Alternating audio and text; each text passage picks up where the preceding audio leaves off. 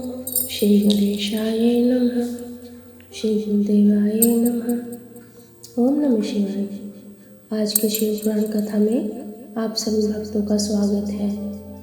आज की कथा में श्री शतरुद्र संहिता 37वां अध्याय। पांडवों को शिव पूजन के लिए व्यास जी का उपदेश। नंदीश्वर बोले, हे श्रेष्ठ मुनि, जब पांडवों को दुर्योधन ने जुए में हरा दिया था और वे वनवास पाकर अपनी पत्नी द्रौपदी सहित द्वैत वन में निवास करने लगे थे, तब एक दिन दुर्योधन ने ऋषि दुर्वासा को उनके शिष्यों सहित पांडवों को कष्ट देने के लिए उनके पास भेजा। दुर्वासा ऋषि अपने 1000 शिष्यों को अपने साथ लेकर पांडवों की कुटिया में पहुंच गए और युधिष्ठिर से बोले कि हम स्नान करने जा रहे हैं, इतने में आप हम सब के लिए भोजन का प्रबंध कीजिए, और स्वयं चले गए। दुर्वासा ऋषि द्वारा भोजन की व्यवस्था करने की बात सुनकर सब पांडव सोच में डूब गए, क्योंकि उनके पास अन्न नहीं था। तब देवी द्रौपदी ने भगवान श्री कृष्ण का स्मरण किया और वे तुरंत वहां आ गए। वहां उन्होंने पांडवों की रसोई में बचे अन्न के एक दाने को खाया और इससे वे स्वयं भी तृप्त हो गए। साथ ही स्नान के लिए दुर्वासा और उनके शिष्यों का भी पेट भर गया और वे वहीं से लौट गए। इस प्रकार श्री कृष्ण ने पांडवों पर आए इस संकट को दूर कर दिया। फिर पांडवों को भगवान शिव की आराधना करने के लिए कहकर वे स्वयं द्वारिका चले गए। एक दिन जटाजूट धारण किए, गले में रुद्राक्ष की माला और भस्म लगाए व्यास जी ओम नमः शिवाय पंचाक्षरी मंत्र का जाप करते हुए पांडवों की कुटिया में पधारे। व्यास मुनि शिव जी के प्रेम में मग्न तेज पुंज से अलौकित थे। उन्हें पधारा हुआ देखकर पांडवों ने उन्हें प्रणाम किया और आसन पर बिठाकर उनकी पूजा अर्चना की। तब महामुनि प्रसन्न होकर बोले, हे पांडवों, तुम सत्य के मार्ग पर चलने वाले हो और सदा ही धर्म का पालन करते हो। महाराज धृतराष्ट्र ने तुम्हारे साथ पक्षपात किया और तुम्हारा राज्य दुर्योधन ने छल करके तुमसे छीन लिया। जैसा बीज बोया जाता है, अंकुर भी उसी का निकलता है। अधर्म और असत्य का मार्ग अपनाने वालों का कभी कल्याण नहीं होता। तुम सत्य और धर्म के मार्ग पर चल रहे हो, इसलिए निश्चय ही तुम्हारा कल्याण होगा। महामुनि व्यास के वचनों को सुनकर युधिष्ठिर बोले, हे नाथ, हमारे कष्टों को दूर करने के लिए कोई मार्ग बताइए। श्री कृष्ण जी ने हमें कल्याणकारी देवादिदेव महादेव जी की आराधना करने के लिए कहा था। आप हमें शिव भक्ति का उपदेश दीजिए। युधिष्ठिर के वचन सुनकर महामुनि व्यास बोले, हे पांडवों, निश्चय ही श्री कृष्ण ने सत्य कहा था। भगवान शिव अपने भक्तों को दूर करने वाले तथा उनकी रक्षा करने वाले हैं। तत्पश्चात व्यास जी ने उन्हें शिव जी के पूजन का विधान बताया। फिर बोले, तुम सदा ही धर्म के मार्ग पर चलना, इससे तुम्हारे कार्यों की सिद्धि होगी। यह कहकर महामुनि व्यास वहाँ से चले गए। तत्पश्चात व्यास जी के दिखाए मार्ग पर चलते हुए पांडव शिव जी की आराधना करने लगे। अर्जुन इंद्रकील नामक पर्वत के पास गंगा नदी के तट पर जाकर भक्तवत्सल कल्याणकारी भगवान शिव की आराधना करने लगे। 38वां अध्याय। अर्जुन द्वारा शिव जी की तपस्या करना। नंदीश्वर बोले, हे सनत कुमार जी, अर्जुन भक्ति भावना से गंगा जी के तट पर बैठकर भगवान शिव की आराधना कर रहे थे। शिव मंत्र के जाप से उनका अतुल तेज प्रकाशित हो रहा था। पांडवों को अर्जुन का तेज देखकर विजय में कोई संदेह न रहा। जब अर्जुन तपस्या करने के लिए उनसे दूर गए, तब अर्जुन के वियोग से द्रौपदी और अन्य पांडव बहुत दुखी थे, परंतु उनके मन में अटूट विश्वास था कि शिव जी की भक्ति से उनका निश्चय ही कल्याण होगा। उनके दुख को जानकर एक बार व्यास जी फिर उन्हें समझाने के लिए उनके पास आए। उन्हें देखकर पांडव बहुत प्रसन्न हुए और उनका आतिथ्य सत्कार करने लगे। तब महामुनि व्यास ने उन्हें उपदेश दिया और अनेक कथाएं सुनाई, परंतु पांडवों का दुख दूर न हुआ। एक दिन युधिष्ठिर ने महामुनि व्यास से प्रश्न किया, हे महाप्रज्ञ, जिस प्रकार के दुख और कष्टों को हम भोग रहे हैं, क्या पहले भी किसी को ऐसी परिस्थिति का सामना करना पड़ा है? युधिष्ठिर के इस प्रश्न को सुनकर व्यास मुनि कहने लगे कि पांडवों, निश्चय ही तुम्हारे साथ कौरवों ने छल किया है, परंतु अनेकों सिद्ध पुरुषों ने इससे भी अधिक दुखों को हंसते हंसते झेला है। निषद देश के स्वामी नल, सत्यवादी राजा हरिश्चंद्र, श्री रामचंद्र जी ने भी इन कष्टों को हंसकर झेला है। यह तो सत्पुरुषों का स्वभाव होता है कि वे विपरीत परिस्थितियों और दुखों से विचलित नहीं होते और सदा सत्य के मार्ग पर ही आगे बढ़ते रहते हैं। मानव को दुख तो झेलने ही पड़ते हैं। बचपन, युवावस्था, वृद्धावस्था सभी में मनुष्यों को दुख और कष्ट प्राप्त होता है। इसलिए अपने मन को मत भटकाओ और सत्य के मार्ग का अनुसरण करो, क्योंकि शिव जी सत्य से प्रसन्न होते हैं। इसलिए सभी मनुष्यों को सत्य के पथ पर चलना चाहिए। दूसरी ओर अर्जुन ने इंद्रकील नामक पर्वत के निकट गंगा जी के तट पर महामुनि व्यास के उपदेश के अनुसार शिवलिंग बनाकर उसकी विधि पूर्वक उपासना आरंभ कर दी। अर्जुन प्रतिदिन स्नान करके भक्ति भावना से इंद्रियों को अपने वश में करके भगवान शिव का ध्यान करते। दिन ब दिन उनकी भक्ति भावना और अधिक प्रबल होती जा रही थी। उनकी तपस्या के तेज से जीवों को भय होने लगा था। अर्जुन की तपस्या से दग्ध होकर अनेक देवता देवराज इंद्र के पास गए और उनसे बोले कि देवराज, अर्जुन भगवान शिव की घोर तपस्या कर रहा है और उसके तेज से सभी प्राणी दग्ध हो रहे हैं। अर्जुन की तपस्या के विषय में सुनकर देवराज इंद्र उनकी परीक्षा लेने के लिए उनके पास गए। इंद्र ने ब्राह्मण का रूप धारण किया और अर्जुन के पास जाकर पूछने लगे कि तुम इतनी छोटी उम्र में तपस्या क्यों कर रहे हो? तुम मुक्ति चाहते हो या विजय के लिए तपस्या कर रहे हो? परंतु इंद्र तो मोक्ष के स्थान पर सुख प्रदान करते हैं। इंद्रदेव के वचनों को सुनकर अर्जुन को क्रोध आ गया और वे बोले, हे मुनि, आप यहाँ क्यों पधारे हैं और इस प्रकार के प्रश्नों से मेरी तपस्या में क्यों व्यवधान डाल रहे हैं? मैं शिव जी की आराधना कर रहा हूँ। तब इंद्रदेव ने ब्राह्मण वेश त्याग कर अपने वास्तविक रूप के दर्शन अर्जुन को दिए। इंद्रदेव को अपने सामने पाकर अर्जुन को लज्जा का अनुभव हुआ कि मैंने इंद्र से अपशब्द कहे। उन्होंने देवराज इंद्र से क्षमा याचना की। देवराज इंद्र प्रसन्न होकर बोले, अर्जुन, तुम मांगो, क्या मांगना चाहते हो? मैं निश्चय ही तुम्हारा इच्छित वर तुम्हें प्रदान करूँगा। देवराज इंद्र के वचन सुनकर अर्जुन बोले,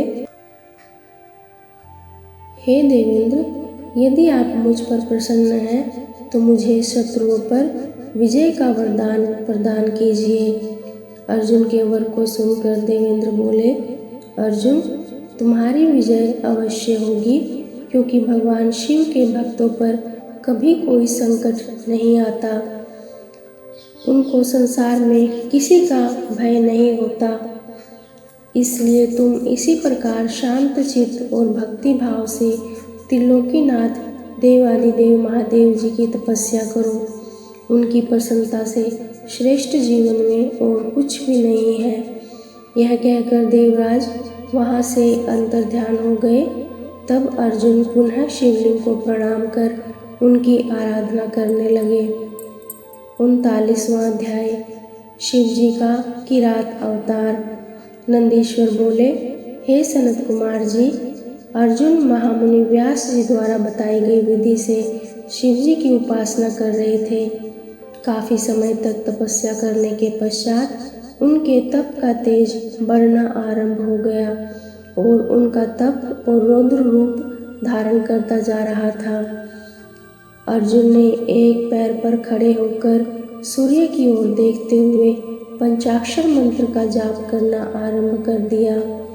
उनके तप के प्रभाव से सभी प्राणी, जीव जंतु और देवता दग्ध होने लगे। अर्जुन की इस घोर तपस्या के विषय में दुर्योधन को ज्ञात हुआ। उसने मूक नाम के दैत्य को अर्जुन के पास शुकर का वेश धारण करके भेजा। वह दुष्ट राक्षस अनेक प्रकार की ध्वनि निकालता और वृक्षों को उखाड़ता हुआ अर्जुन के तप के स्थान के निकट पहुँचने लगा। तब अर्जुन का मन एकाएक व्याकुल हो उठा और उन्होंने पलटकर उस कपटी राक्षस को देखा और मन में विचार किया कि जिसे देखकर मन व्याकुल हो वह अवश्य ही हमारा शत्रु होता है। यह विचार मन में आते ही अर्जुन को दुर्योधन का छल कपट याद आ गया। अर्जुन ने वहीं बैठे बैठे उस पर बाण चला दिया। उसी समय स्वयं भक्त वत्सल भगवान शिव भी अपने भक्त अर्जुन पर आए संकट को देखकर उनकी रक्षा व परीक्षा हेतु वहां तुरंत आ गए और उन्होंने भी उस बहुरूपीय राक्षस पर अपना बाण चला दिया। उस समय देवादिदेव महादेव जी ने भील का वेश धारण कर रखा था। उनके शरीर में श्वेत धारियाँ थी और वह कच्छ बांधे हुए थे। उनके कमर पर तरकश और हाथ में धनुष बाण था और वे भी उसी शुकर का पीछा कर रहे थे। भील रूपी भगवान शिव और अर्जुन दोनों के बाणों ने एक साथ उस शुकर को अपना निशाना बनाया। शिव जी का बाण उस विशाल शुकर की पूंछ में और अर्जुन का बाण उसके मुख में लगा। उस भयंकर आघात को वह सह नहीं सका। पल भर में ही भयानक शब्द करता हुआ वह धरती पर गिर पड़ा और उसके प्राण पखेरु उड़ गए। उस समय सब देवता भगवान शिव की जय जयकार करने लगे। शुकर रूपी दैत्य के मारे जाने पर दोनों बहुत प्रसन्न हुए। अर्जुन सोचने लगे कि यह भयानक दैत्य अवश्य ही मुझे मारने के लिए आया था, परंतु भगवान शिव ने आज मेरी रक्षा की और मुझे बचा लिया। उन्होंने ही मुझे सद्बुद्धि देकर उसे मारने की प्रेरणा मेरे मन में जगाई। ऐसा विचार मन में आते ही अर्जुन ने भगवान शिव के चरणों में प्रणाम किया और पुनः भक्ति भाव से शिव स्तुति शुरू कर दी। 40वां अध्याय। किरात अर्जुन विवाद। नंदीश्वर बोले, हे सर्वज्ञ, जब वह भयानक शुकर शिव जी व अर्जुन दोनों के बाणों से मारा गया और पृथ्वी पर बेजान होकर गिर पड़ा, तो भील रूपधारी शिव जी ने अपने एक सेवक को भेजकर मृत शुकर से अपना बाण निकाल कर लाने के लिए कहा। उधर अर्जुन भी उस शुकर से अपना बाण लेने के लिए आए। तब अर्जुन और उस शिवगण में बाण को लेकर विवाद शुरू हो गया। वह गण बोला कि ये दोनों बाण मेरे स्वामी के हैं, इसलिए इन्हें मुझे दे दो। परंतु अर्जुन ने बाण देने से मना कर दिया। तब वह बोला कि तुम झूठे तपस्वी हो। यदि तुम सच्चे हो तो इन बाणों को मुझे दिखाओ, मैं अपने बाण की पहचान कर लूँगा, क्योंकि उन पर मेरा फल अंकित है। यह सुनकर अर्जुन उस गण से बोले, मैं तुमसे युद्ध नहीं कर सकता। युद्ध सदैव समान योद्धा से किया जाता है। मेरे बल और पराक्रम को देखना चाहते हो तो जाओ और जाकर अपने स्वामी को भेजो। अर्जुन के वचन सुनकर वह गण किरात रूप धारण किए भगवान शिव के पास गया। अर्जुन ने जो कुछ कहा था उसने अपने स्वामी को वह सब यथावत बता दिया। सारी बातें सुनकर किरातेश्वर को बहुत प्रसन्नता हुई और वे अपनी सेना साथ में लेकर अर्जुन से युद्ध करने के लिए वहां आ गए। युद्ध भूमि में पहुंचकर किरात रूपी भगवान शिव ने अपने दूतों को पुनः अर्जुन के पास भेजा। शिव जी का वह दूत अर्जुन के पास गया और बोला, हे तपस्वी, जरा हमारी विशाल सेना को नजर उठाकर देखो। तुम क्यों एक बाण की खातिर अपने प्राणों की आहुति देना चाहते हो? अच्छा हो कि खुशी से वह बाण हमें दे दो और अपनी रक्षा करो। यह सुनकर अर्जुन को क्रोध आ गया। वे बोले कि तुम जाकर अपने स्वामी से कह दो कि मैं अपने कुल को कलंक नहीं लगा सकता। भले ही मेरे भाई दुखी हों, पर मैं युद्ध से डरकर पीछे नहीं हट सकता। क्या कभी शेर भी गीदड़ से डरा करते हैं? जाकर अपने स्वामी को बता दो कि क्षत्रिय युद्ध से डरते नहीं, बल्कि अपने शत्रुओं को युद्ध में पछाड़कर आगे बढ़ते हैं। अर्जुन के ऐसे वचन सुनकर वह दूत अपने स्वामी किरातेश्वर भगवान शिव के पास वापस चला गया और उन्हें अर्जुन की कई सारी बातें बता दी। अपने गण की बातों को सुनकर लीलाधारी शिव मन ही मन अर्जुन की भक्ति, निडरता और अपनी बात की अडिगता देखकर प्रसन्न हुए। फिर उन्होंने अपनी सेना सहित आगे बढ़ना शुरू कर दिया।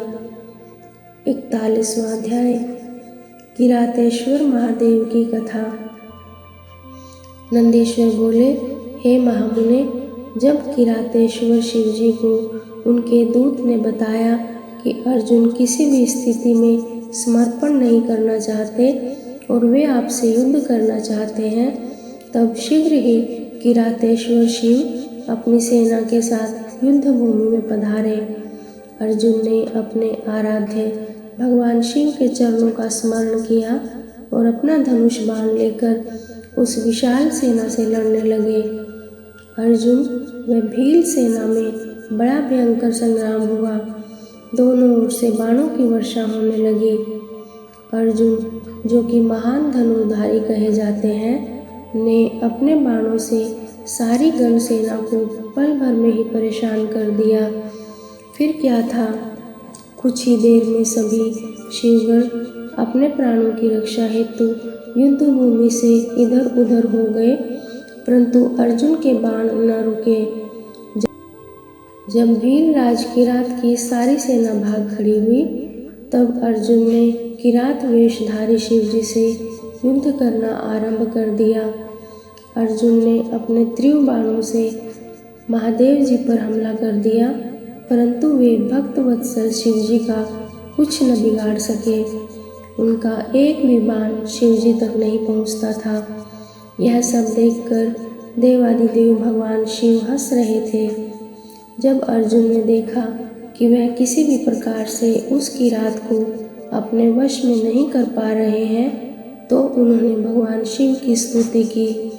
इसके प्रभाव से तुरंत ही त्रिलोकीनाथ भक्त वत्सल कल्याणकारी शिव जी ने अपने अद्भुत स्वरूप के साक्षात दर्शन अर्जुन को कराए। भगवान शिव का परम मनोहारी सुंदर स्वरूप देखकर अर्जुन धन्य हो गए और प्रसन्न होकर पल भर उन्हें देखते ही रह गए। तब यह जानकर कि वह किरात कोई और नहीं अपितु स्वयं शिव जी ही थे, उन्हें अपने युद्ध करने और उनका अपमान करने के कारण बहुत लज्जा महसूस हुई। वे अपने आराध्य के चरणों में गिर पड़े। शिव जी ने उन्हें उठाया और बोले कि अर्जुन, दुखी मत हो। तब अर्जुन हाथ जोड़कर भक्त वत्सल भगवान शिव की स्तुति करने लगे और बोले, हे महादेव जी, आपने इस प्रकार मुझसे रूप बदलकर युद्ध क्यों किया? मैं आपका भक्त होते हुए भी आपका अपमान किया है। स्वामी, मुझे माफ़ कर दीजिए और मेरा कल्याण कीजिए। अर्जुन के वचनों से महेश्वर प्रसन्न हो गए और बोले, अर्जुन दुखी मत हो, मेरे द्वारा प्रेरित होने पर ही तुमने युद्ध किया था, इसलिए यह तुम्हारा अपराध नहीं धर्म था। मैं तुम पर प्रसन्न हूँ। कहो पुत्र, किस कारण से तुम इतनी घोर तपस्या और साधना कर रहे थे? मैं तुम्हारी इच्छा पूर्ण करने का वचन देता हूँ। शिव जी के ऐसे वचन सुनकर अर्जुन ने शिव जी की स्तुति आरंभ कर दी। अर्जुन बोले, हे देवादिदेव कैलाशपति सदाशिव, मैं आपको नमस्कार करता हूँ। हाथों में डमरू और त्रिशूल धारण करने वाले, गले में मुंडमाला, शरीर पर बागंबर ओढ़े, गले में सांपों, मस्तक पर चंद्रमा और जटाओं में पतित पावनी श्री गंगा को धारण करने वाले कल्याणकारी शिव शंकर को मैं नमस्कार करता हूँ। भगवान, मैं आपका एक छोटा सा भक्त हूँ और आप इस संसार के ईश्वर हैं। भला मैं कैसे आपके गुणों का वर्णन कर सकता हूँ? जिस प्रकार बारिश की बूंदों और आकाश के तारों को नहीं गिना जा सकता, उसी प्रकार आपके गुणों की गणना कर पाना भी असंभव है। प्रभु, मैं आपका दास हूँ, आपकी शरण में आया हूँ। मुझ पर अपनी कृपा दृष्टि सदा बनाए रखिए। आप तो अंतर्यामी हैं, अपने भक्तों के विषय में सब कुछ जानते हैं। प्रभु, हम पर आए इस घोर संकट को दूर कीजिए। यह कहकर अर्जुन मस्तक झुकाकर चुपचाप खड़े हो गए। अपने भक्त की स्तुति से हर्षित हो शिवजी बोले, हे अर्जुन, अपनी सारी चिंताएं त्याग दो, तुम्हारे कुल का कल्याण अवश्य होगा, तुम्हें सब कुछ मिल जाएगा, थोड़ा धैर्य रखो। यह कह शिवजी ने अर्जुन को अमोघ पशुपत अस्त्र प्रदान किया। फिर अर्जुन को युद्ध में विजय पाने और शत्रुओं का नाश करने का वर प्रदान किया। साथ ही शिवजी ने उनकी सहायता हेतु श्री कृष्ण जी को भी सहयोग करने के लिए कहा। तत्पश्चात अर्जुन को आशीर्वाद देकर शिवजी वहां से अंतर्ध्यान हो गए। शिवजी के जाने के उपरांत अर्जुन भी प्रसन्नतापूर्वक अपने आश्रम को लौट गए और जाकर अपने भाइयों को अपनी तपस्या सिद्धि और वर प्राप्ति के बारे में बताया, जिसे जानकर वे बहुत प्रसन्न हुए। अर्जुन की तपस्या पूर्ण होने के विषय में जानकर श्री कृष्ण उनसे मिलने आए और बोले कि इसीलिए ही मैंने कहा था कि शिव भक्ति सभी कष्टों को दूर करने वाली है। मुने, इस प्रकार मैंने आपको शिव जी के किरात अवतार का वर्णन सुनाया। यह सब कामनाओं को पूर्ण करने वाला है। आज की कथा में इतना ही। शेष कथा अगले भाग में। ओम नमः शिवाय। श्री शिवार्पणमस्तु।